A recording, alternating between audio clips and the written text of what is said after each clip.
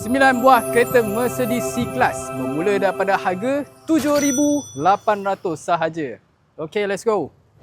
Okey, Assalamualaikum tuan-tuan. Selamat petang. Hari ini 20 hari bulan Mei. Okey. Kat sini cuaca sangat panas. Raya Haji pun dah nak dekat. Jadi saya nak buat promo kau-kau punya Mercedes C-Class bermula daripada harga RM7,800 saja. Okey, pertama saya ada Mercedes Classic tuan-tuan. Yang ini adalah Mercedes W202 C220 2.2 tahun 2000 tuan-tuan. Okey, yang ini saya nak jual dengan harga RM7,800 saja. Kereta ni siapa beli memang sangat berbaloi sebab apa? Walaupun kereta ni klasik tetapi condition dalaman dia memang sangat cantik lagi tuan-tuan. Boleh tengok seat dia semua tak ada apa-apa koyak. Dashboard pun semua masih cantik lagi lah panel-panel dia. Biasa kereta lama-lama macam ni tuan tahulah kan. Condition dah tak apa-apa cantik. Tapi yang ni condition cantik tuan-tuan. Body pun masih berkilat lagi. RM7,800. Siapa cepat dia dapat. Okey. Kemudian saya ada Mercedes W203 C200 kompresor.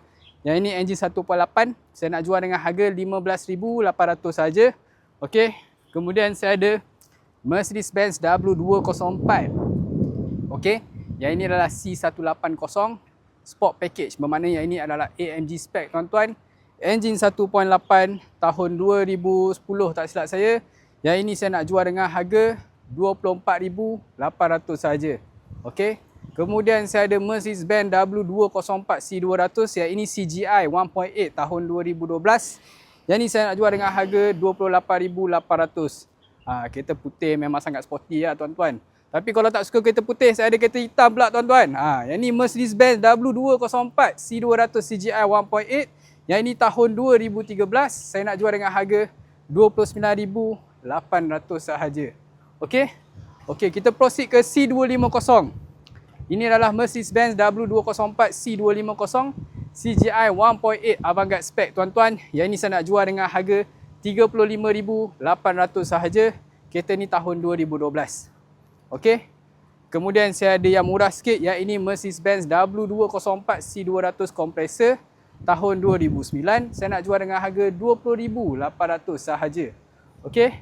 Next, kalau rasa RM20,800 mahal lah meh, saya ada lagi satu tuan-tuan. Mercedes-Benz W204 C200 kompresor tahun 2008. Beza 1 tahun saja. Yang ni saya nak jual harga RM18,800 saja tuan-tuan. Okey. Kemudian saya ada Mercedes-Benz W204 C200 CGI 1.8 tahun 2012. Ini saya pun nak jual dengan murah-murah saja tuan-tuan. RM26,800 saja tuan-tuan. Okey. Jadi itu semua kereta Mercedes C-Class tuan-tuan. Okey. Kereta-kereta lain pun saya ada lagi. Tapi hari ini saya nak review kereta C-Class saja.